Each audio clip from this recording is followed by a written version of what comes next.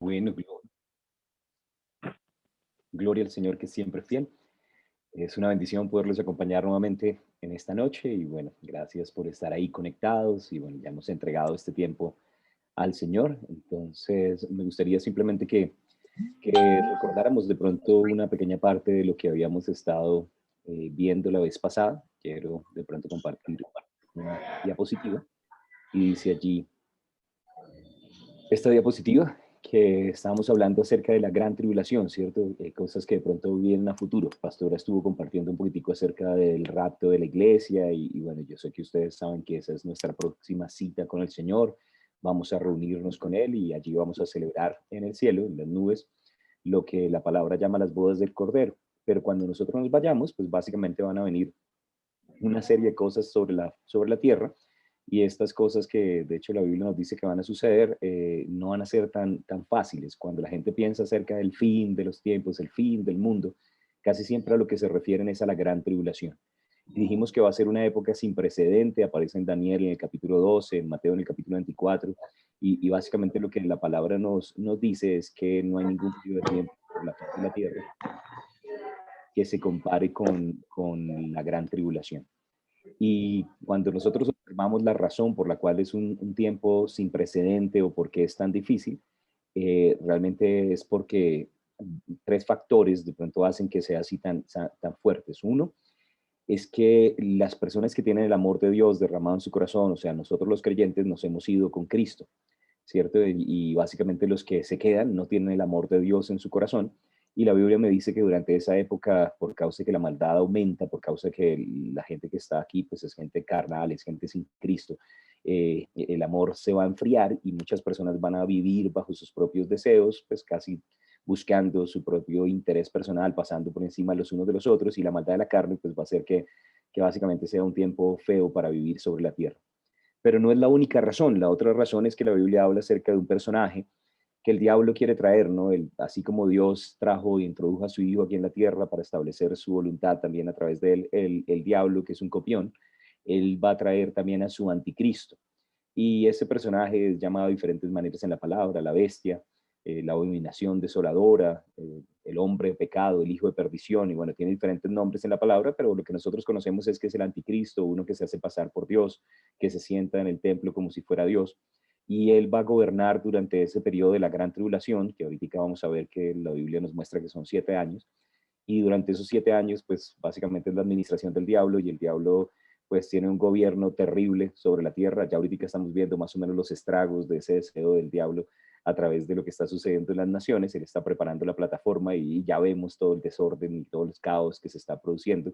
Entonces en esa época va a ser eso, pero incrementado, multiplicado. Y por otro lado, pues nosotros fuimos librados de la ira venidera. El que está en Cristo pues está libre de condenación y nosotros no vamos a ser condenados gracias a la sangre del Cordero, pero los que se quedaron no recibieron el sacrificio de sangre, no recibieron el perdón de sus pecados y entonces viene un juicio de Dios sobre sus vidas. Ahora, estos tres factores, la maldad de la carne, el anticristo y el juicio de Dios, va a hacer que esta época sea una época muy difícil sobre la faz de la tierra, y de eso hablamos un poquitico la vez pasada.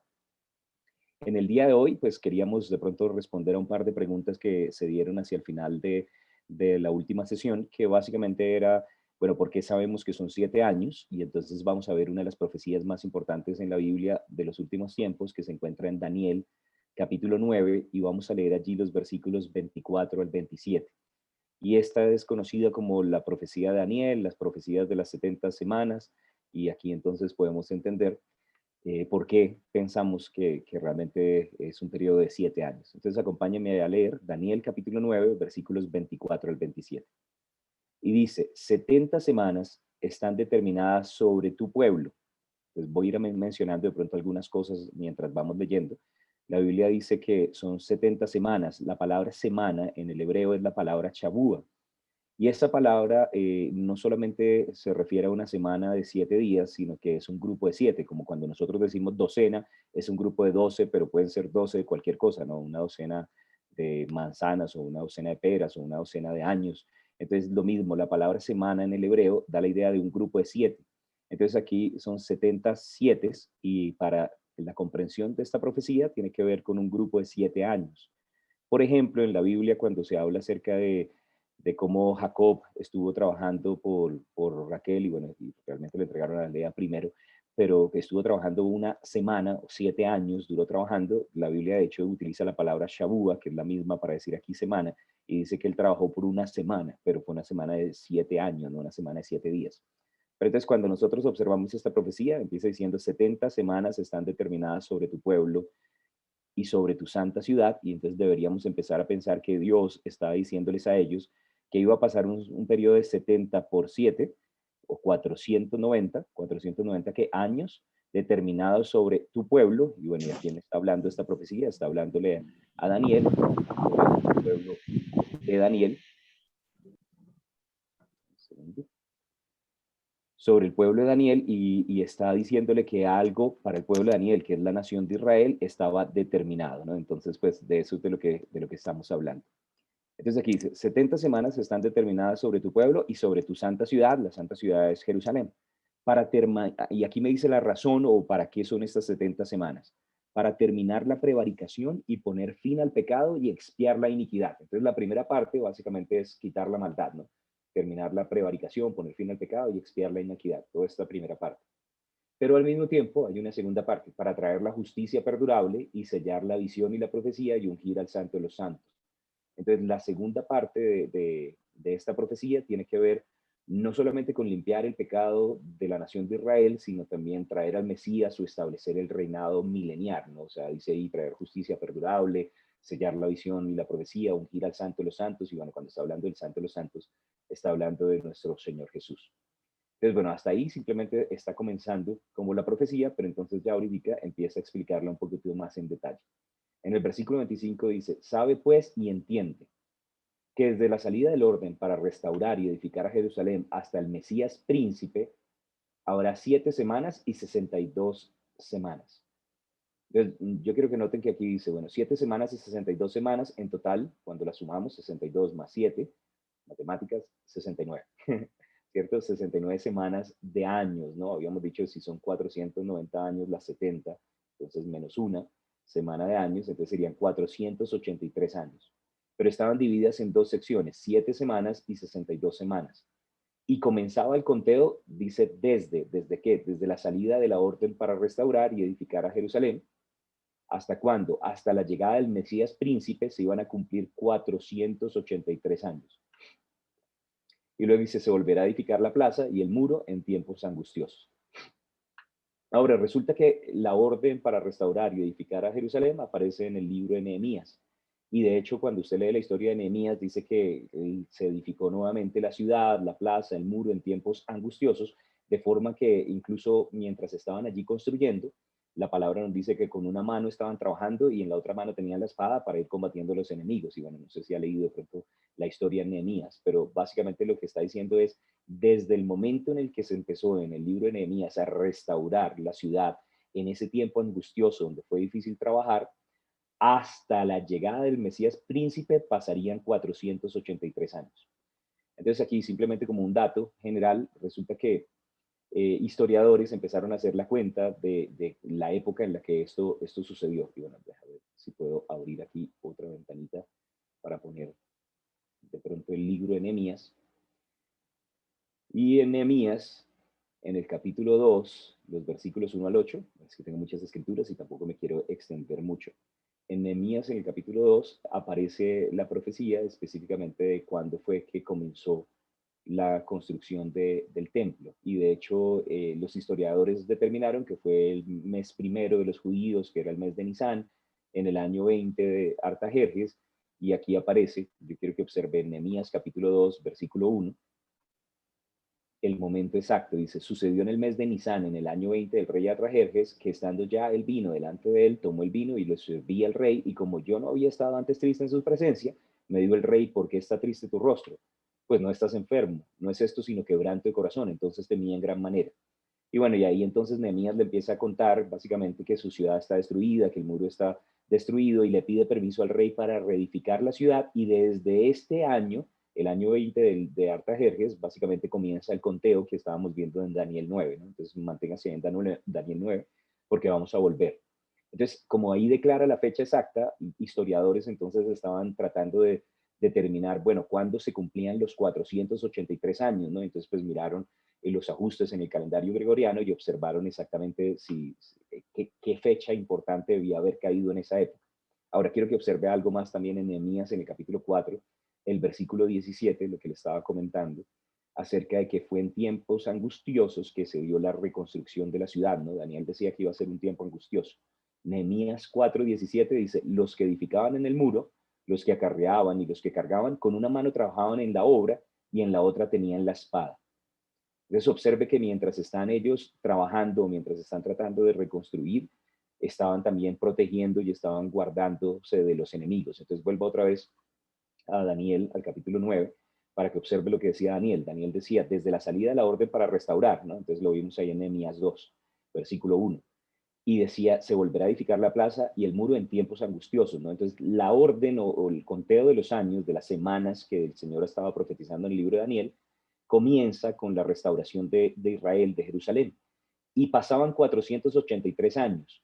Ahora, lo interesante de esto es que un señor que se llama Sir Robert Anderson, él escribió un libro que se llama The Coming Prince o El Príncipe por Venir y calculó, según los años proféticos que aparecían aquí, el día en el que se cumplían los 483 años y llegó a la conclusión que exactamente 483 años después de ese mes de Nisan, el día primero, en el año 20 de Artajerjes, ¿qué pasó? 483 años después estaban celebrando la Pascua y en ese momento exactamente Jesús estaba entrando y la gente lo estaba recibiendo diciendo, Hosana, al que viene en el nombre del Señor.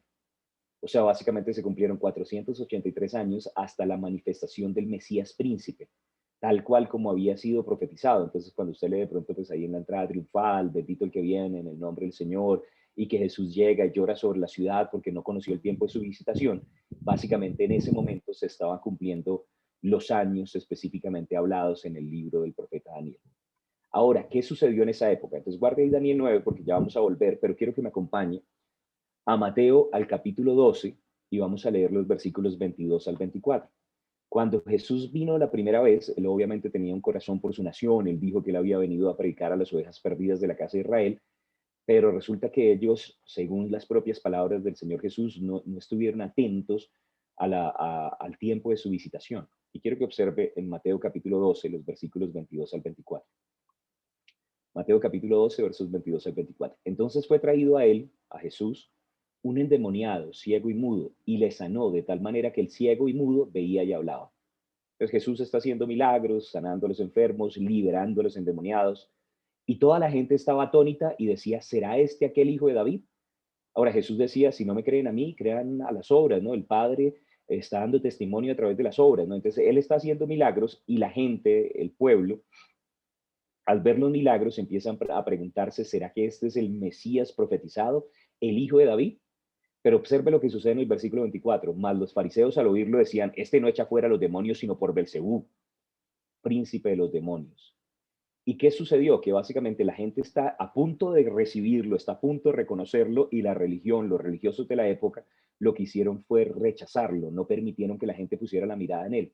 Y eso generó un rechazo de parte no solamente de los religiosos o los fariseos de la época, sino generó un rechazo de parte de la nación de Israel.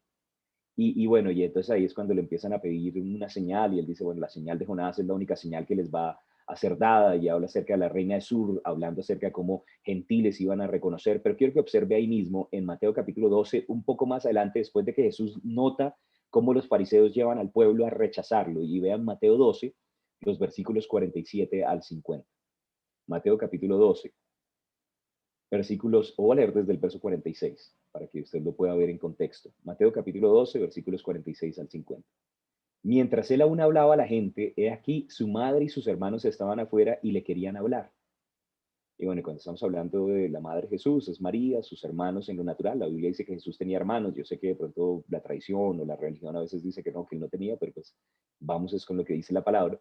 Y dice que estaban afuera y le querían hablar. Y le dijo uno, he aquí tu madre y tus hermanos están afuera y te quieren hablar.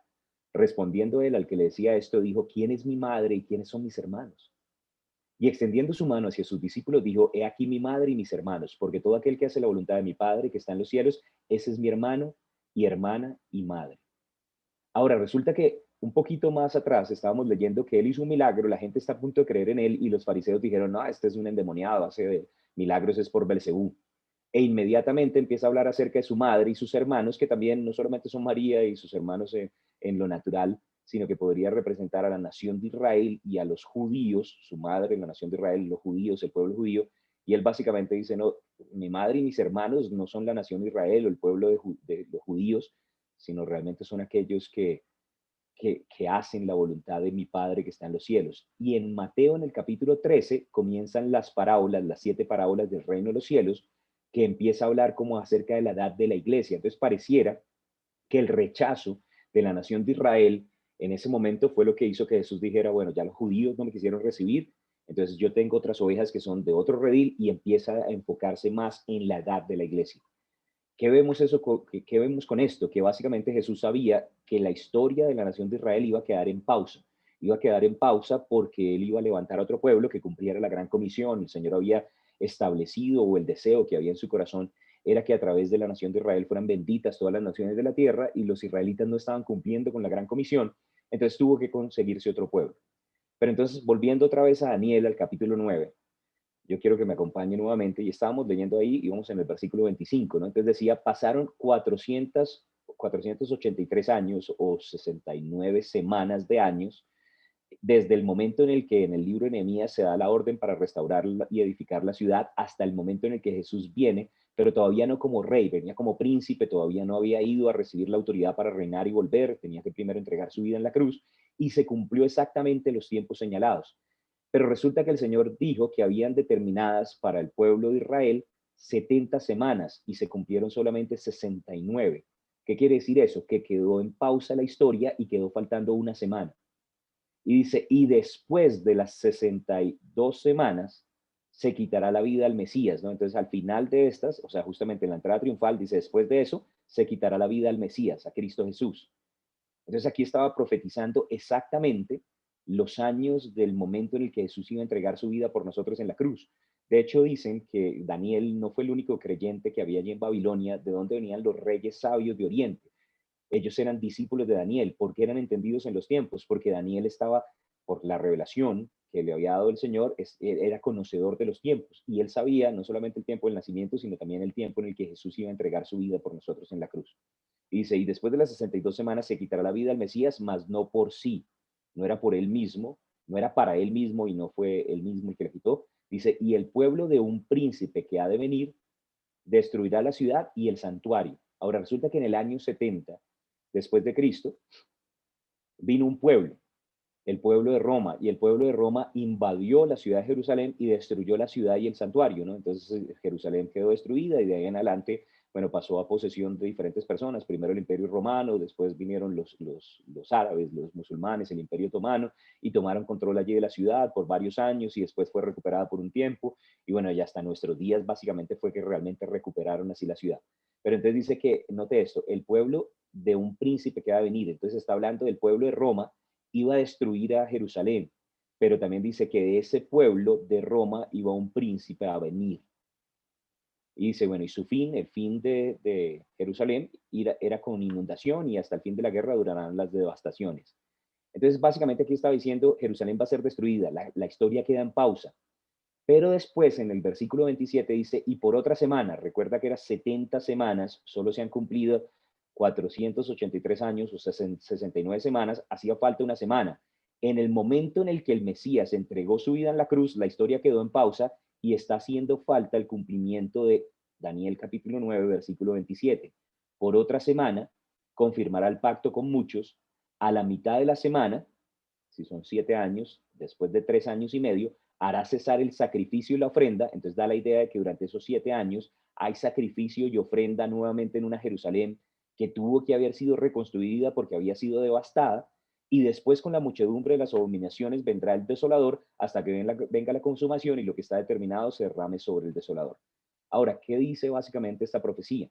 En el versículo 27, básicamente lo que está diciendo es que Dios todavía tiene una semana para tratar con quién, con el pueblo de Daniel, determinada sobre el pueblo de Daniel, y durante esa semana, que son 7 años, vendrá ese príncipe de un pueblo que iba a venir a devastar a Israel. Entonces básicamente era el antiguo imperio romano, y bueno, y en Daniel 2 hay otra profecía que dice que ese antiguo imperio romano va a tratar de volverse a levantar, pero ahora con dedos de barro y de hierro, que iban a hacer una alianza de naciones, unas fuertes y otras débiles. Entonces básicamente el renacimiento del nuevo imperio romano es como la Unión Europea y la ONU y todo lo que está detrás de ellos, y de allí va a salir uno, dice la palabra, que va a traer como un pacto de paz y un tiempo de tranquilidad por 7 años, el anticristo.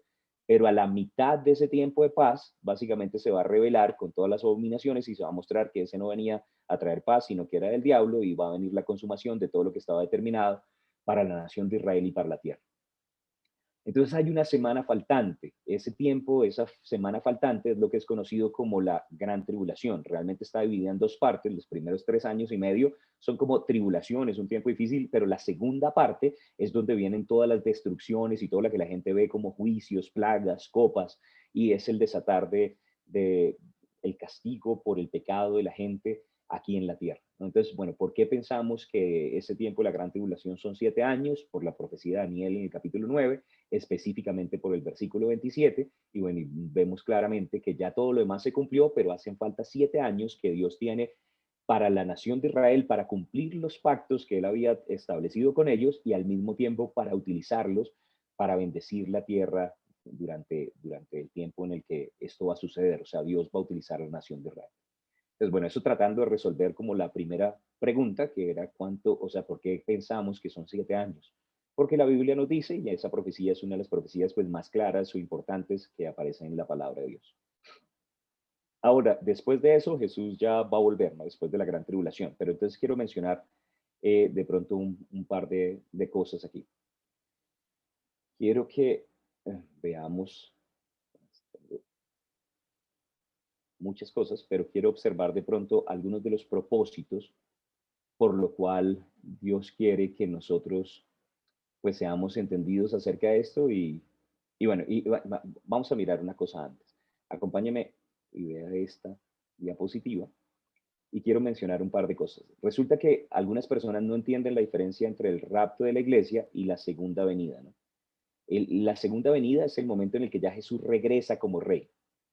Y el rapto es el momento en el que nosotros como la iglesia nos reunimos con el Señor para celebrar las bodas del Cordero. Entre estos dos eventos, entre el arrebatamiento y la segunda venida, es que se da la gran tribulación en la tierra, mientras nosotros estamos en el cielo, pues celebrando las bodas del Cordero. Entonces, en términos prácticos o en términos generales, ¿qué es el rapto? El rapto es cuando Jesucristo viene por su iglesia. La segunda venida es muy diferente, es cuando Jesús regresa con su iglesia para reinar, ¿no? Entonces él viene como rey y nosotros venimos como su ejército.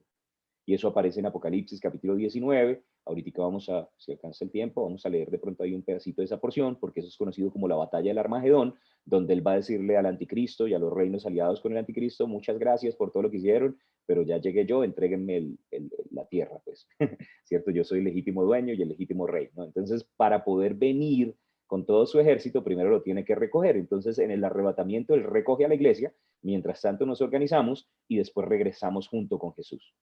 Ahora, el arrebatamiento o el rapto de la iglesia es antes de la gran tribulación, mientras que la segunda venida es después de la gran tribulación.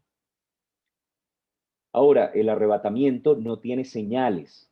¿Qué quiere decir eso? Las señales realmente que Jesús habló en Mateo 24, en Marcos 13, en Lucas en el capítulo 21, incluso en Lucas 17, esas señales no son para el rapto de la iglesia, son para la segunda venida, son para el mundo, porque la gente pues no tiene el Espíritu Santo. La Biblia de hecho dice que nosotros tenemos el Espíritu Santo y no deberíamos estar en tinieblas. Primera de Tesalonicenses capítulo 5 dice que a nosotros no nos va a coger por sorpresa, es a ellos, cuando ellos digan paz, pues vendrá sobre ellos esa destrucción repentina.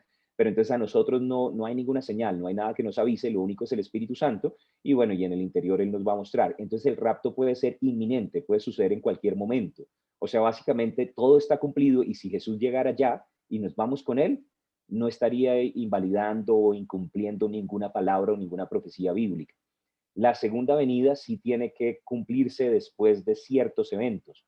Entonces hay más de 50 señales que debían cumplirse, ¿no? El restablecimiento de la nación de Israel, otra vez usar el idioma hebreo, el que otra vez pudieran tener los utensilios del templo y bueno, ciertas cosas en Israel, otras cosas en el mundo, que la tecnología avanzara, que fuera como los días de Lot, mucho homosexualismo. Ahora, quiero contarle que las eventos o las señales que están profetizadas en la palabra, casualmente con mi pastor John Romick, yo estaba viendo una lista de más de 50 señales, de las cuales todas estaban cumplidas, exceptuando tres. Entonces, pues básicamente ya casi está todo cumplido para la segunda venida, que 7 años después del rapto de la iglesia, ¿no? Entonces, ¿cuánto más cerca está esto? Si ya la segunda venida está prácticamente todo cumplido para que se dé, entonces tal vez deberíamos estar pensando que pronto, muy pronto puede sonar la trompeta y nos vamos a encontrar con Cristo, ¿no? Por otro lado, en el arrebatamiento, en el rapto de la iglesia, los creyentes van a ser trasladados para ser liberados, para ser librados de las cosas que están pasando aquí en la tierra, ¿no? La maldad está aumentando y prácticamente el rapto es una operación de rescate para que no tengamos que ver todo el aumento de la maldad y no tengamos que pasar en medio de lo que el anticristo pues va a hacer aquí en la tierra y lo que el diablo está tratando de hacer. Entonces Dios está siendo paciente, pero llega un momento en el que dice, bueno, ya no puedo ser más paciente, esto ya no se va a componer. La Biblia dice que Él no quiere que ninguno perezca, pero tampoco quiere que su iglesia sea maltratada. Entonces, cuando la maldad aumenta tanto, el Señor, que es lento para la ira, grande en misericordia, no quiere decir que no va a castigar. Juicio demorado no es juicio eliminado. Se lleva a su iglesia como una operación de rescate y desata su juicio sobre el mundo. Entonces, la Biblia dice que los creyentes van a ser separados del resto del mundo. Pero en la segunda venida, los incrédulos van a ser trasladados para juicio, van a ser separadas las ovejas de los cabritos, los ángeles van a separar a todos aquellos que tenían la marca de la bestia, de aquellos que van a permanecer. Entonces hay como una antirrapto, hay como una separación y uno será dejado y otro será quitado, y los que serán quitados es para ser lanzados en el lago de fuego y azufre. Entonces necesitamos entender que los pasajes también, y bueno, quiero mencionar aquí algo grande, no sé si la vez pasada lo dijimos, pero en cuanto a la hermenéutica o el estudio de las profecías, cómo hacer para interpretar bien las profecías de los últimos tiempos para la iglesia siempre se encuentran en las epístolas, pero en muchas ocasiones las profecías que tienen que ver con Israel y con el mundo se encuentran también en los evangelios. Lo que Jesús decía no era tanto para la iglesia, era para las ovejas perdidas de la casa de Israel. Entonces esas cosas que dice acerca de que uno será quitado y otro será separado, sí es como un rapto, pero es al revés, es para lanzar al lago de fuego a los malos. Y bueno, y usted lo puede ver en Mateo 13, ¿cierto? Que vendrá el Señor y separará el trigo de la cizaña y la cizaña será echado en el fuego. Entonces básicamente eso es de lo que estamos hablando. Ahora, el arrebatamiento va a ser algo secreto, ¿no? Es tan rápido que la gente ni se va a dar cuenta, es en un abrir y cerrar de ojos, ¿no? Y fue como parpadearon y ¡pum! Desapareció un montón de gente y la gente no se va a dar cuenta. Pero cuando habla acerca de la segunda venida, dice que todo ojo lo verá, de todo pueblo, tribu, lengua y nación. O sea, llegó el Rey de Reyes y nadie se va a quedar sin enterarse. Entonces, la descripción de los dos eventos es muy diferente. Entonces es importante también que como cristianos nosotros tengamos eso, porque a veces la gente lo que hace es mezclar una con la otra y entonces creen que el arrebatamiento y la segunda venida o el regreso de Jesús como rey es lo mismo, pero la Biblia no dice eso, dice que son dos eventos diferentes. Ahora, quiero mencionarle también un par de razones por las cuales se va a dar la gran tribulación. Yo quiero que me acompañe a Isaías, al capítulo 26.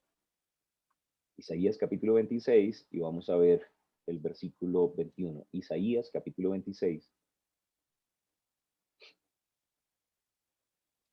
versículo 21. Isaías capítulo 26, verso 21, y dice allí la palabra. Una de las razones por las cuales se va a dar la gran tribulación, dice, porque aquí que Jehová sale de su lugar para castigar al morador de la tierra por su maldad contra él, y la tierra descubrirá la sangre derramada sobre ella y no encubrirá ya más a sus muertos. Ahora, los que se fueron en el rapto son todos aquellos, o somos todos aquellos que tenemos al Espíritu Santo y que hayamos sido librados del juicio por venir. Pero la gente que se quedó no aceptó el sacrificio de Jesús, entonces para ellos sí hay un juicio. Estaba mencionando que juicio demorado no es juicio eliminado. Dios ha sido lento para la ira porque Él no quiere que ninguno perezca y Él está siendo paciente esperando que la gente lo reciba, pero llegará un momento en el que ya la gente no quiso, rechazó completamente y entonces Él se va a levantar para castigar. Entonces, una de las razones que la palabra me da del por qué se va a dar esto de la gran tribulación, cuál es el propósito, porque Dios permite algo así, porque Él va a juzgar a todos los incrédulos, ¿cierto? Los creyentes todos se fueron y básicamente todos los que se quedaron aquí van a ser juzgados por haber rechazado a Jesús como el Hijo de Dios y bueno, y obviamente también porque sin Jesús sus obras son de maldad, ¿no? y han seguido las falsas enseñanzas también del sistema del mundo, que la Biblia lo llama la gran ramera. Siguieron además en medio de ese tiempo al falso profeta, adoraron a la bestia o blasfemaron del nombre de Dios. Entonces Dios, que es un Dios paciente, pues tiene que juzgar la tierra. Ahora, por otro lado, eso no es lo único que va a suceder. Dios también va a preparar a la nación de Israel para su venida. Él va a preparar a Israel para que reciban al Mesías, que es lo que estábamos viendo allí en Daniel en el capítulo 9. Y a través de ellos, Él quiere también salvar a algunas personas en medio de la tribulación, porque el corazón de Dios es tan grande que no solamente los que se fueron antes en el rapto van a tener una porción o una posición en el reino por venir, sino que Él quiere que más personas puedan llegar a creer. Entonces quiere darle todavía una última oportunidad a toda esa gente que no se alió con la bestia, que no siguió al falso profeta. Entonces Él quiere también hacer algo con ellos. Entonces quiero que hablemos un poquitico acerca de eso y quiero que vean Apocalipsis en el capítulo 7, que esto es algo que la gente decía, bueno, pero entonces todos los que se quedan se van a perder o qué va a pasar con la gente durante ese tiempo. Acompáñenme a Apocalipsis al capítulo 7 y vamos a leer los versículos 2 y al 4. Apocalipsis 7, versículos 2 al 4. Y dice allí la palabra. Vi también a otro ángel que subía de donde sale el sol y tenía el sello del Dios vivo. Ahora, es importante esta palabra de el sello, ¿no? Cuando usted lee, por ejemplo, en Efesios, en el capítulo 1, en los versículos 13 y 14, dice que cuando nosotros creímos en Jesús, en Romanos dice que creímos y confesamos con nuestra boca, pero en Efesios dice que cuando creímos en Jesús, lo que él hizo fue sellarnos con el Espíritu Santo de la promesa, que es las arras de nuestra, o la garantía de la redención que Dios nos ha dado, ¿no? Entonces, el sello en la Biblia tiene que ver con el nuevo nacimiento y con la presencia del Espíritu Santo en el creyente. Ahora, quiero mencionar también una cosa. En Apocalipsis, en el capítulo 1 hasta el capítulo 5, se habla acerca de la iglesia, pero desde el capítulo 6 en adelante está hablando acerca de la gran tribulación hasta el capítulo 19. Y bueno, voy a hacer una pausa aquí antes de seguir leyendo. Una forma de entender Apocalipsis es que los primeros capítulos están hablando acerca de la iglesia, ¿no? Juan es un tipo de la iglesia y se encuentra con Jesús y ve su rostro resplandeciendo como el sol y estaba en el día del Señor y el Señor le da unas epístolas, ¿para qué? Para la iglesia, Apocalipsis 2, Apocalipsis 3 y en Apocalipsis 4 hay un pasaje donde dice, sube acá. Y ese Apocalipsis 4 sube acá, donde él tiene una visión en el cielo, es un tipo del rapto de la iglesia subiendo al cielo. Y Apocalipsis 4 y 5 narra ciertos eventos en el cielo. Entonces, todo lo que vemos de Apocalipsis 1 al 5 me da la idea de la iglesia estando en la tierra y siendo llevada al cielo. Y empiezan a contar desde allá qué es lo que está pasando en la tierra. Apocalipsis 6, 7, 8, 9, 10, hasta el capítulo 18 y un pedacito del 19, básicamente lo que me cuenta es lo que sucede en la tierra. Entonces, todo lo que usted lee entre Apocalipsis 6 hasta Apocalipsis 19, todo eso es gran tribulación. Ahí es donde vienen esos sellos, trompetas, plagas. Y bueno, y no tenemos tiempo para de pronto mencionar cada uno de ellos, pero esa es la parte de Apocalipsis que es así terrible. Todo eso nosotros no estamos aquí, nosotros estamos arriba.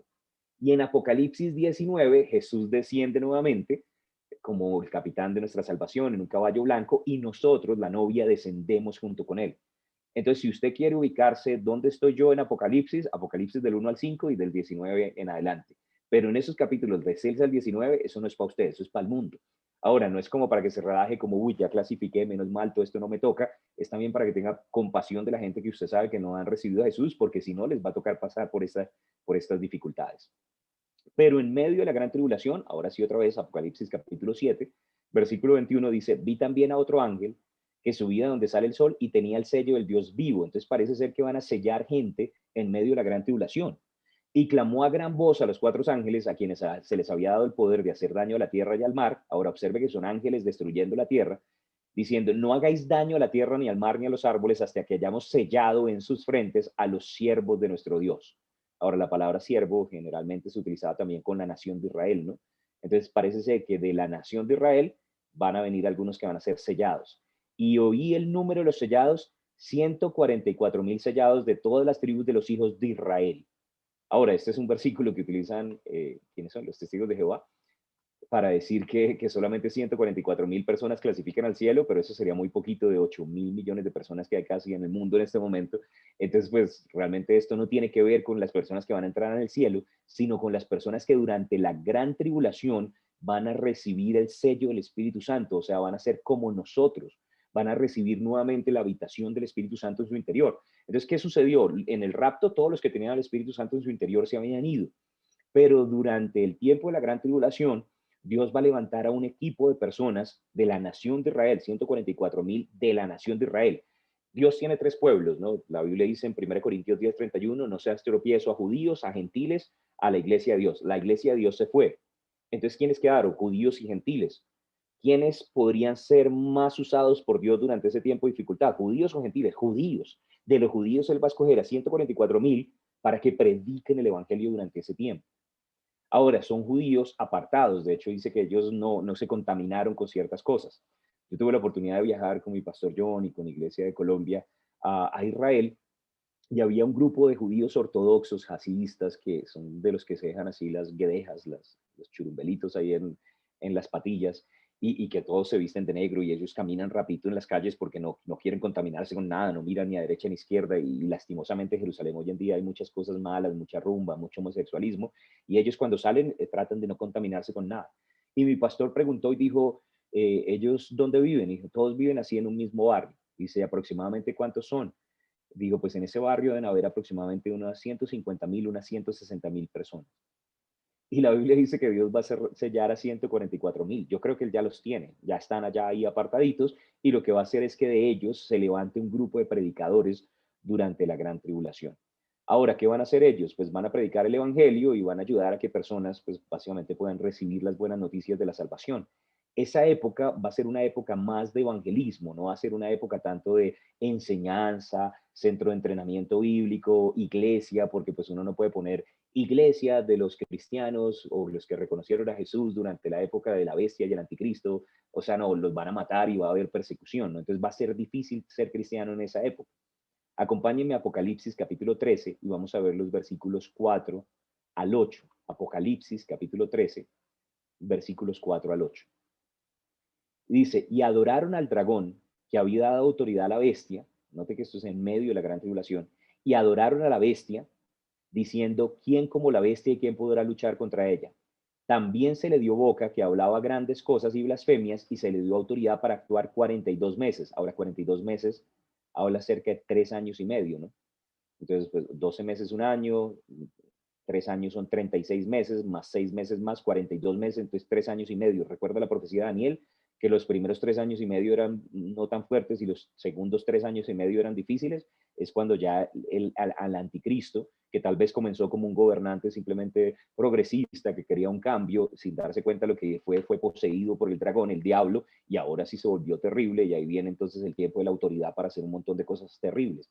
Y abrió su boca en blasfemias contra Dios, para blasfemar de su nombre, de su tabernáculo y de los que moran en el cielo. Ahora observe, en la tierra el anticristo está blasfemando de los que moran en el cielo. ¿Quiénes son los que moran en el cielo?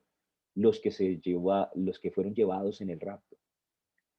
Entonces hay unos apartados, y el anticristo está viniendo en contra de los que moran en el cielo, pero quiero que observe y continúe leyendo ahí un poquito más. Verso 7, y se le permitió hacer guerra contra los santos y vencerlos. Ahora, estamos en la gran tribulación y hay santos, sí, y el anticristo está haciendo guerra contra ellos y los está venciendo.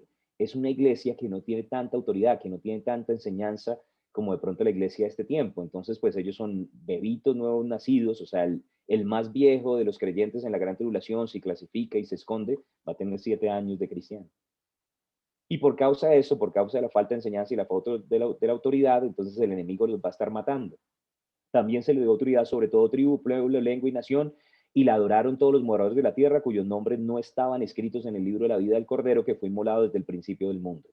Este versículo me da la idea de que hay unos que no lo van a adorar, y parece ser que la razón es porque están escritos en el libro de la vida del Cordero, o sea, son santos dentro de la tribulación. Entonces, ¿qué me muestra esto? Que la misericordia de Dios va a hacer que personas sean salvadas durante ese tiempo. Acompáñenme a Apocalipsis al capítulo 6, y en Apocalipsis 6 vea los versículos 9 al 11. El enemigo los está matando. Cristianos nacen nuevos, recibe a Jesús como Señor y Salvador, pero como no quieren adorar a la bestia, los identifican fácilmente, los empiezan a perseguir, hay una persecución pues cruenta, el enemigo no quiere, obviamente, creyentes en medio de la tribulación, y los están asesinando. Y observe Apocalipsis capítulo 6, versículos 9 al 11. Cuando abrió el quinto sello, dentro de la tribulación, vi bajo el altar las almas de los que habían sido muertos por causa de la palabra de Dios y por el testimonio que tenían. Entonces están bajo el altar, los muertos. ¿Muertos por qué? Por la palabra, por el testimonio. Y clamaban a gran voz diciendo, ¿hasta cuándo, Señor santo y verdadero, no juzgas y vengas nuestra sangre en los que moran en la tierra? Entonces esos cristianos bebitos también quieren justicia, ¿no? O sea, nos están matando Dios y no estás haciendo nada al respecto, ¿cuándo vas a vengar? Y se les dieron vestiduras blancas y se les dijo que descansasen todavía un poco de tiempo hasta que se completara el número de sus consiervos y sus hermanos que también habían de ser muertos como ellos. Ahora, note eso, están matando a los cristianos o a los creyentes, nuevos cristianos de ese tiempo de la tribulación, llegan al cielo, quieren justicia, pero el Señor les dice, no, todavía no, hasta el final, hasta que se cumpla el número de los escogidos. Y dice, y van a haber otros que van a ser muertos también como ustedes. Entonces, ¿qué es lo que yo veo? Dios va a levantar predicadores, pero básicamente los están acabando en medio de la tierra. Apocalipsis capítulo 7, están matando no a los predicadores, sino también a los creyentes. Y bueno, hay otro pasaje que no alcanzamos a leer, pero en Apocalipsis, en el capítulo 11, aparecen los dos testigos. Parece ser que esa escuela evangelista va a salir de los dos testigos que van a entrenar a esos 144,000 y van a ser muy usados con señales, milagros y prodigios. Pero bueno, esa es otra historia. Quiero que me acompañe a Apocalipsis 7 y vamos a leer allí el versículo 9 primeramente y después vamos a leer un poco más adelante. Apocalipsis 7, verso 9. Y dice allí, después de esto miré, y aquí una gran multitud, la cual nadie podía contar. Ahora observe esto, gran multitud. Nadie la podía contar, o sea, un montón de gente, de todas naciones y tribus y pueblos y lenguas. En Apocalipsis 7 habían estado, comenzado con los 144,000 sellados, pero ahora me dice que hay de las naciones. Recuerda que eran tres pueblos, ¿no? La iglesia de Dios ya se fue, quedan judíos y gentiles. Los judíos están predicando y ahora hay una multitud de todas las naciones, entonces gentiles están siendo alcanzados que estaban delante del trono y en la presencia del Cordero, vestidos de ropas blancas y con palmas en las manos. Ahora, acabamos de leer ahí en el capítulo 6 de Apocalipsis que a ellos se les dieron unas vestiduras blancas, ¿no? Entonces, note eso, estas personas están con vestidos y ropas blancas. Y ahora, ahí mismo en Apocalipsis 7, vea los versículos 13, y bueno, ahí podemos leer hasta el 17, Apocalipsis 7, versos 13 al 17. Entonces uno de los ancianos habló diciéndome, estos que están vestidos de ropas blancas, ¿quiénes son y de dónde han venido? Y yo le dije, Señor, tú lo sabes. Y él me dijo, estos son los que han salido de la gran tribulación. Ahora, ¿quiénes eran estos que están diciendo, hasta cuándo, Señor, no nos harás justicia? Están vestidos de ropas blancas, salieron de la gran tribulación. ¿Y dónde están? Están siendo recibidos en el cielo, ¿no? Esto es Juan en el cielo, viendo cómo están llegando personas de la gran tribulación. Y han lavado sus ropas y las han emblanquecido en la sangre del Cordero.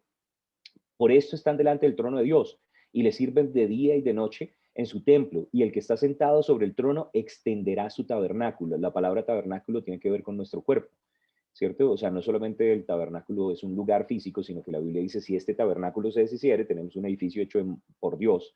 Entonces aquí dice que Dios también les va a dar un cuerpo glorificado sobre ellos. Ya no tendrán hambre ni sed, y el sol no caerá más sobre ellos, ni calor alguno, porque el Cordero que está en medio del trono los pastoreará y los guiará a fuentes de aguas de vida, y Dios enjugará toda lágrima de los ojos de ellos. Ahora, ¿qué estamos diciendo con esto? Básicamente que van a haber creyentes en medio de la gran tribulación gracias a la predicación de 144,000 evangelistas. Yo quiero que piense esto. El apóstol Pablo era un judío que recibió al Espíritu Santo y se convirtió en una máquina para cosechar, para predicar, para alcanzar montones de personas. Y era uno solo. Y Dios va a hacer eso con 144,000 personas. Y la Biblia dice que de todo pueblo, tribu, lengua y nación van a salir de estas personas que fueron alcanzadas por los 144,000. Y al final, después de la batalla de Armagedón, que la batalla de Armagedón está en Apocalipsis 19, en Apocalipsis 20, en los versículos 4 al 6, me dice qué va a pasar con ellos en el reinado milenial. Dice, y vi tronos y se sentaron sobre ellos los que recibieron facultad de juzgar, y vi las almas de los decapitados. Ahora note cómo los estaba matando el anticristo a los creyentes de la tribulación, cortándoles la cabeza por causa del testimonio de Jesús y por la palabra de Dios. Los que no habían adorado a la bestia en su imagen, entonces obviamente son personas que salieron de la tribulación y que no recibieron la marca en sus frentes ni en sus manos y vivieron y reinaron con Cristo 1000 años. Ahora observe esta frase, creyentes de la tribulación van a ser partícipes del reinado milenial, sí, y van a vivir, o sea, van a recibir una resurrección como la que nosotros recibimos, sí, vivieron y reinaron con Cristo 1000 años. Pero los otros muertos, o sea, los incrédulos, no volvieron a vivir hasta que se cumplieron 1000 años. Entonces, al final del reinado milenial hay otro juicio, que es el juicio del trono blanco para todos los incrédulos. No es un juicio para ver si se van a salvar, sino para determinar qué tan profundo va a ser su castigo en el infierno. Ahora, hasta este momento, hasta el final de la gran tribulación, esta es la primera resurrección. ¿Qué es la primera resurrección? Comienza con Cristo, luego con nosotros en el rapto y luego con los que salieron de la gran tribulación. Y dice, y bienaventurado y santo el que tiene parte en la primera resurrección, que es la resurrección de Cristo, de la iglesia y de los creyentes de la gran tribulación. La segunda muerte no tiene potestad sobre esto, sino que serán sacerdotes y de Dios, de Dios y de Cristo y reinarán con él 1000 años. Entonces, la promesa de Dios es impresionante. Él quiere que nosotros seamos salvos, pero también en su misericordia, como Él no desea que ninguno perezca, va a salvar a personas durante la gran tribulación. Y eso son buenas noticias, porque Él es un Dios bueno. Y al final de la gran tribulación, y bueno, es otro tema así grande, pero de pronto podemos mirar un versículo como para verlo también, va a haber algo que la Biblia llama la batalla del Armagedón. Entonces quiero que me acompañe a Apocalipsis al capítulo 19 y vamos a leer allí brevemente los versículos 11 al 21. Apocalipsis, capítulo 19. Y quiero que recuerde una cosa. Entonces, habíamos dicho que Apocalipsis del 1 al 5, la iglesia aparece, ¿cierto? Y Juan es un tipo de la iglesia ascendiendo. En Apocalipsis, en el capítulo 19, de hecho voy a leer un versículo antes, quiero que observe el versículo, por ejemplo, el verso 7. Dice, gocémonos y alegrémonos y démosle gloria, porque han llegado las bodas del Cordero y su esposa se ha preparado y a ella se le ha concedido que se vista de lino fino, limpio y resplandeciente, porque el lino fino es las acciones justas de los santos. En Apocalipsis 19 vuelve a mencionar a la iglesia. Y después de las bodas del Cordero viene algo que es conocido como la cena de las bodas del Cordero. Así como en un matrimonio hay una boda y después una recepción, la boda es en el cielo, la recepción va a ser aquí en la tierra para que puedan ser partícipes también los otros invitados que fueron los creyentes que salieron ahí de la gran tribulación, ¿cierto? Pero entonces quiero que vea un poquitico más adelante cómo se va a dar esta última porción. Al final de la gran tribulación viene una batalla, que es la batalla del Armagedón.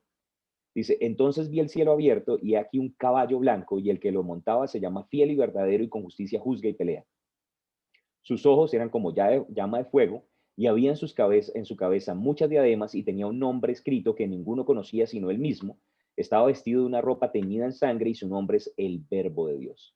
Entonces, ¿quién es el que monta en el caballo blanco? El Verbo de Dios, Cristo Jesús. Y observe esto, aquí aparece usted. Y los ejércitos celestiales, vestidos de lino finísimo, blanco y limpio, le seguían en caballos blancos.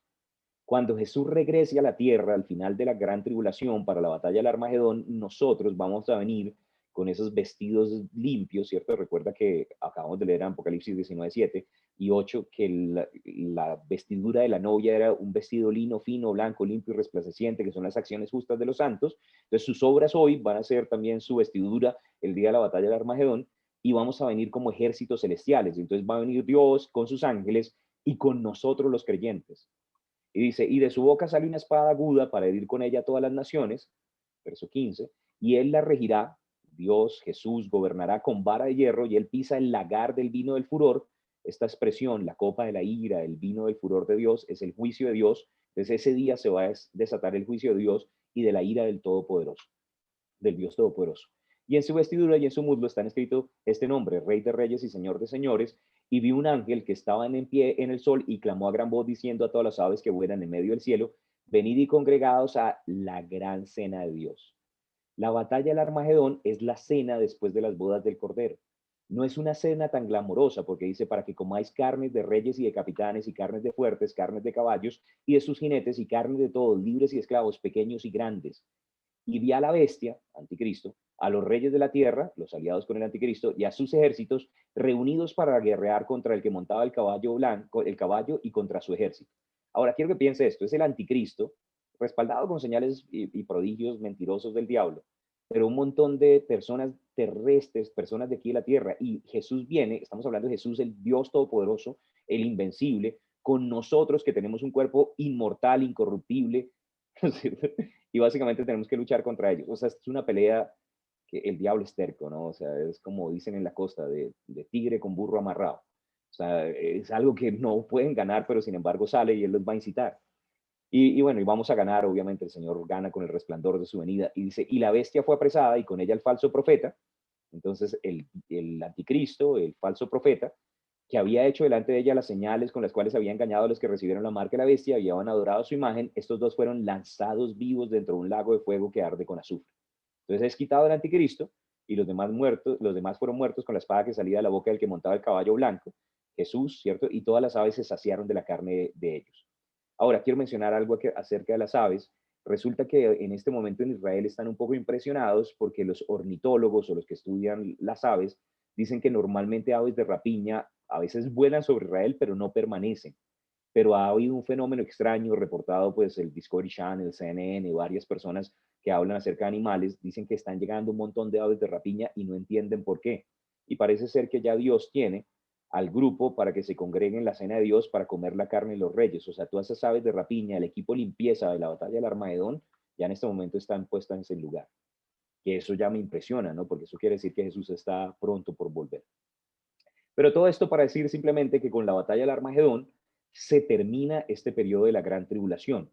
Y la Biblia dice, y bueno, no sé si de pronto podemos leer un versículo más y con esto terminamos, que quiero que usted vea algo acerca de usted. Qué pena que dije que este era el anterior, el último, pero tengo montones de escrituras, pero quiero que vea este. En Joel, en el capítulo 2, yo quiero que vea el versículo 2 y vamos a leer de pronto el verso 5 y el verso 8. Joel capítulo 2, verso 2, hablando de la batalla del Armagedón, dice lo siguiente. Joel capítulo 2, versículo 2. Dice, día de tinieblas y de oscuridad, día de nube y día de sombra. Como sobre los montes se extiende el alba, así vendrá un pueblo grande y fuerte, semejante a él no lo hubo jamás. Estos somos nosotros, un pueblo grande y fuerte. Ni después de él lo habrá en años de muchas generaciones. Y bueno, dice que la gente va a estar muy asustada.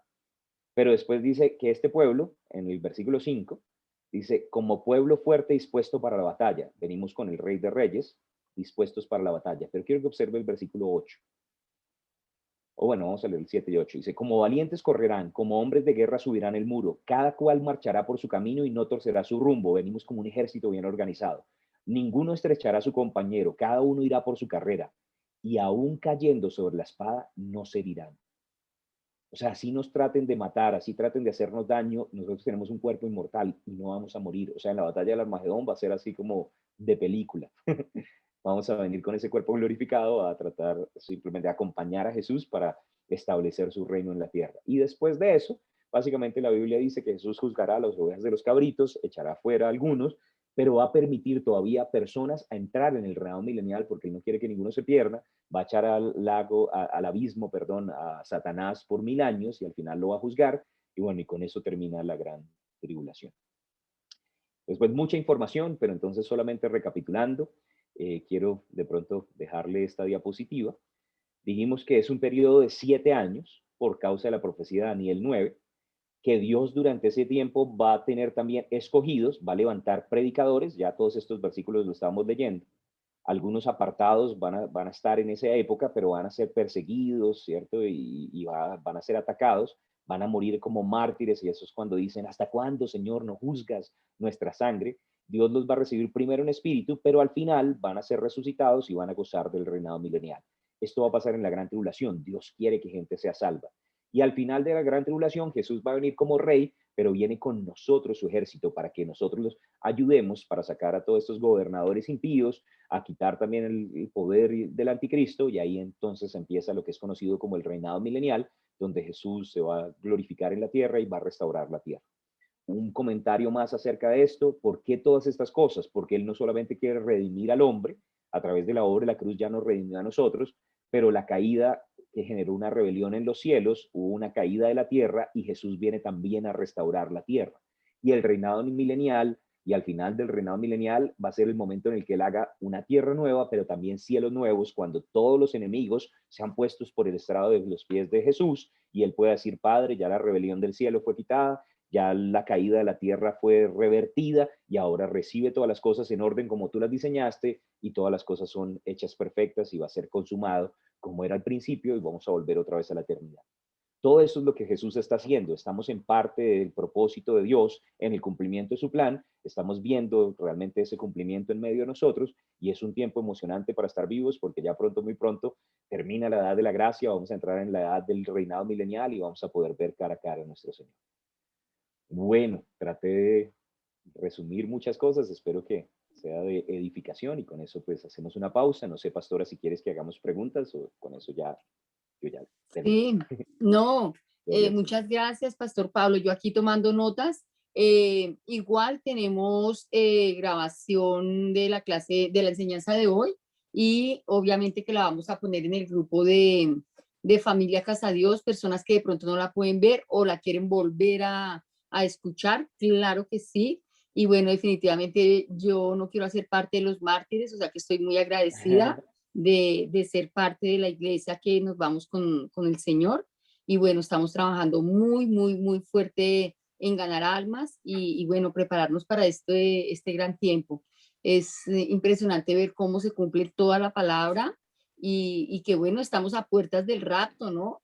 Entonces sé que hay muchas más cosas y señales que hay que muestran obviamente la segunda venida del Señor, pero que es que lo antecede el rapto. Entonces obviamente que estamos en un tiempo bastante, bastante interesante.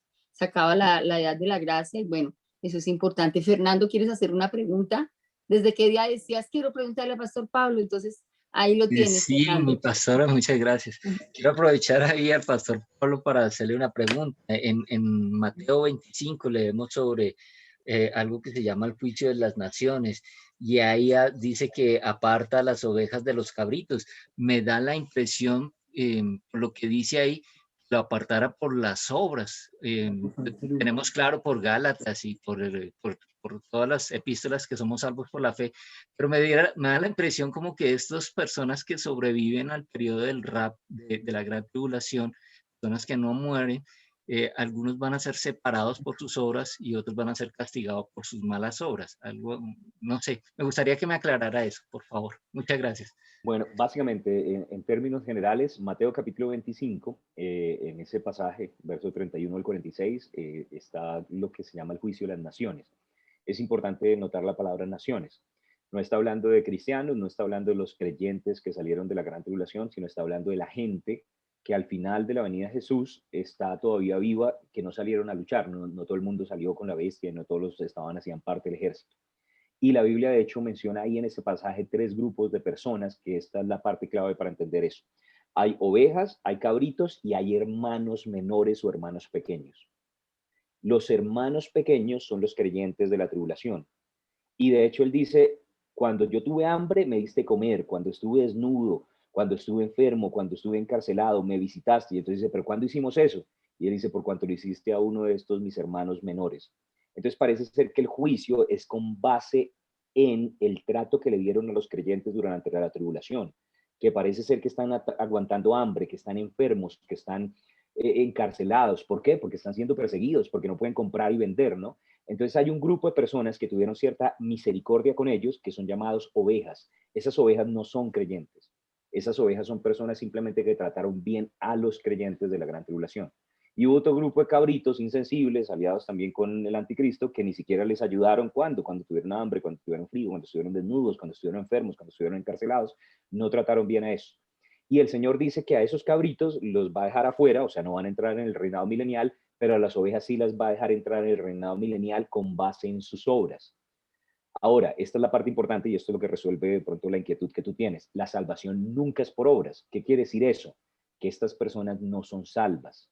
Estas personas clasifican al reinado milenial con un cuerpo natural y todavía no tienen garantizado que van a ir al cielo y deberían recibir a Jesús. Cuando uno lee en Zacarías 14, dice que de las naciones muchos vienen a celebrar los tabernáculos y honran a Jesús durante el reinado milenial, pero algunos no quieren. Ahora, ¿quiénes son esos? Son los que salieron de las naciones, que algunos igual no quisieron recibir a Jesús, lo rechazaron, el diablo está encarcelado y entonces el problema no es el diablo, el problema es su carne. Y también me muestra algo aquí, la compasión de Dios. Salvó antes del rapto, salvó en la gran tribulación y quiere todavía salvar a personas que les permitió clasificar el milenio, pero con un cuerpo natural. Entonces el milenio tiene dos tipos de personas. Nosotros que estamos con Cristo reinando, somos reyes y sacerdotes sobre las naciones. ¿Qué naciones? Esos que clasificaron por obras al reinado milenial, donde la maldición está siendo revertida, pero que todavía necesitan aceptar a Jesús como Señor y Salvador. Entonces sus obras les extendieron el periodo para estar en la tierra y todavía alcanzar a recibir a Jesús, pero si no lo reciben, no van a ir al cielo. No sé si eso responde a tu pregunta. Es que el juicio de las naciones es un tema que podríamos estudiar una hora completo, pero creo que ahí más o menos traté de explicar lo que estabas preguntando. Sí, ¿Sí? muchas gracias, pastor. Y eso también me resuelve otra inquietud que tenía, y es cómo al final del milenio se puede alguien levantar en contra de Cristo. Ahí está la respuesta. Sí, tremendo. Sí. Bueno, pero vas bien, porque tenías una pregunta bien enfocada y bien entendida en los tiempos. Chévere. Listo. ¿Hay alguna otra pregunta para Pastor Pablo? Sé que es un tema bastante difícil. Andrés Cárdenas le prende la camarita. Andrés Cárdenas Andresito, está levantando la mano. gracias, Topi. Andresito, dale.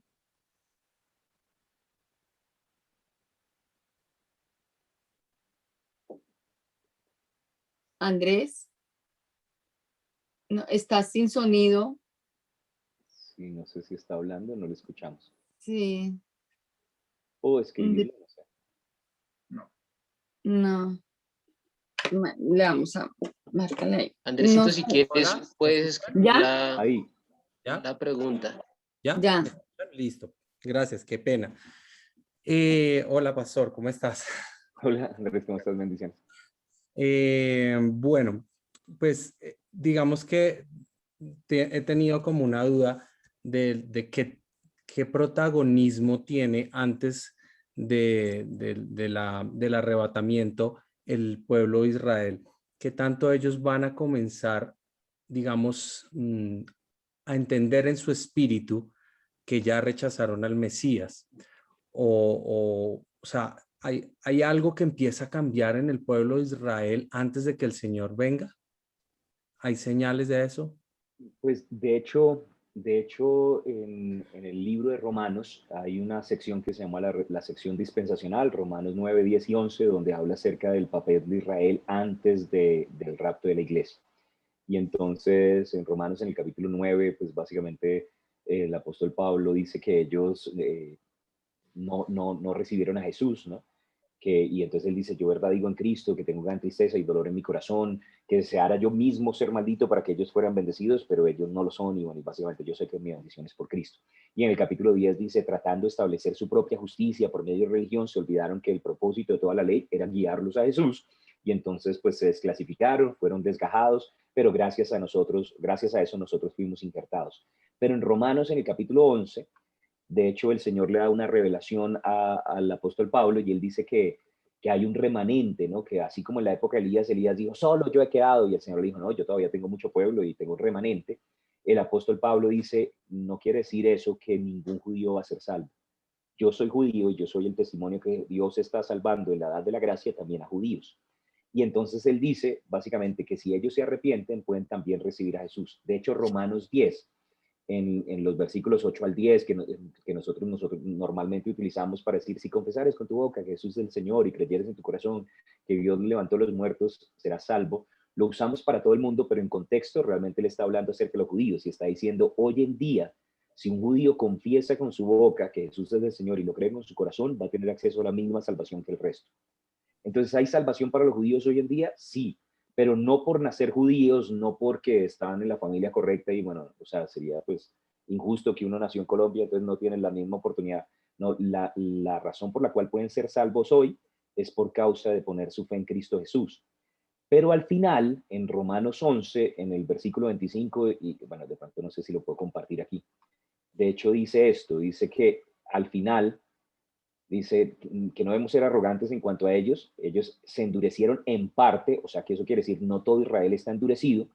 ¿Hasta cuándo van a estar endurecidos? Hasta que haya entrado la plenitud de los gentiles, el rapto. Entonces ellos van a estar endurecidos hasta el rapto, pero cuando venga el rapto, Dios va a volver a trabajar con ellos. Y si clasifican durante la gran tribulación y llegan hasta el final de la gran tribulación, dice, luego todo Israel será salvo. La nación de Israel tiene una promesa, que si llega al final de la tribulación, los que estén vivos van a ver al Mesías y se está escrito, vendrá de Sion el libertador, el Mesías, que apartará a Jacob la impiedad y este será mi pacto con ellos cuando yo quite sus pecados. Van a ser salvados con la venida del Mesías. Entonces, bueno, simplemente para resumir lo que estoy diciendo es, hoy en día los israelitas, pues oramos por ellos porque Dios nos mandó, por la paz de Jerusalén. Una de las razones por la que oramos es porque el diablo siempre los ha querido quitar y ellos van a ser muy claves para salvar personas durante la tribulación, entonces necesitamos que sean protegidos, Oramos para que hoy algunos lo reconozcan, pero ellos en este momento no son salvos, no por obras, no por ser judíos. Y la Biblia dice que si ellos llegan a la tribulación y clasifican hasta el final, hay una promesa de salvación y restauración nacional, pero para los que clasifiquen. En este momento lo que está sucediendo todo alrededor es que básicamente está cumpliéndose la palabra y debemos orar porque ellos deben ser protegidos. La Biblia hay una profecía en Ezequiel 38 y 39 donde dice que ellos van a ser atacados por una alianza de naciones entre Rusia, Irán, Turquía, que ya esa alianza se está dando, pero dice que ellos son atacados del norte y siempre se preguntaban por qué si en el norte está Hezbolá no se une Hamas y los atacan todos al mismo tiempo.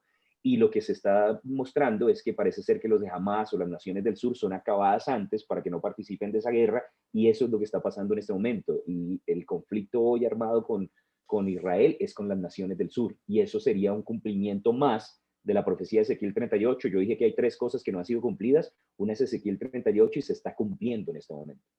Entonces, pues, no sé si eso responde un poco a tu pregunta. En este momento no es que tengan una salvación automática, pero sí tienen... No me refería tanto a que tuvieran una salvación automática, sino más bien a que si el corazón de ellos al final de los tiempos, porque he escuchado de ya rabinos que han declarado de que rabinos importantes, digamos, dentro de la comunidad judía, que han comenzado a reconocer que Jesús sí era el Mesías y como que nos equivocamos y como que hay algo mal. Entonces hay algo, digamos, que la palabra como tal diga de que ellos, antes de, digamos, que sea como una señal o algo así de que ellos van a empezar a darse cuenta. El remanente, que eso es lo que dice en Romanos 11, observa Okay. aquí, porque nota que dice endurecimiento en parte hasta que haya entrado la plenitud de los gentiles. Entonces básicamente Romanos 11 y 25 habla del rapto y cómo después del rapto Dios va a utilizar la nación de Israel. Pero antes de este rapto está Romanos 11, 23. Aún ellos, si no permanecieren en incredulidad, serán injertados, pues poderoso es Dios para volverlos a injertar. Ahora este capítulo dice que ellos fueron desgajados, pero antes del rapto van a haber unos que no van a permanecer en incredulidad y van a volver a ser injertados, pero reconociendo a Jesús como Señor y Salvador. Entonces sí, tal vez eso también es una señal de los tiempos. Antes del rapto, otros que vuelven a ser injertados, y eso de pronto es lo que tú estás mencionando. Ok, gracias. Sí, tremendo. Sí. O sea, definitivamente en este tiempo se puede pensar que el pueblo de Israel tiene su corazón endurecido, ¿no? Y se están guardando, o sea, en este momento están endurecidos, pero que a raíz de todo lo que viven en la gran tribulación es donde ellos van a venir a reconocer al Señor, ¿no? Entonces de ahí salen los 144,000, que son los que, por los que oramos ahorita para que sea el pueblo guardado. Sí, amén. Y de todas formas dice que algunos sí lo van a reconocer antes, entonces se van con nosotros Claro. en el rapto, entonces pues chévere. Claro, total, sí. Bueno, Pastor Pablo, muchísimas gracias. Muchísimas gracias, Pastor, por sacar este tiempo. De verdad que sabemos que, pues, obviamente las ocupaciones y todo están demandando ahorita clases, todo. Viene una campaña, empezamos desde mañana una campaña en Igleco. Entonces, obviamente sé que hay mucho, pero gracias por el tiempo hoy, Pastor Pablo, y gracias a cada uno de los que sacaron también hoy el tiempo. Están 42 ahorita, pero teníamos casi 50 personas. Entonces, Pastor Pablo, muchísimas gracias. Y bueno, Dios mediante, mañana nos vemos en Iglesia por la noche.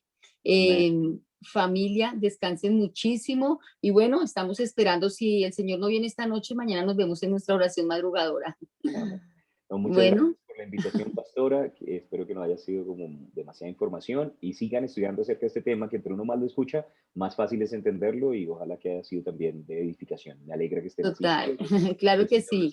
Pastor Pablo, gracias. Saludos a la pastora Consuelo, familia, una excelente noche y bueno, seguimos trabajando por nuestro lugar. Estamos hoy tumbando allá muros, tumbando todo y tenemos un corazón expectante de todo lo bueno que el Señor está preparando para casa de Dios. Entonces, familia, feliz noche. Bendiciones.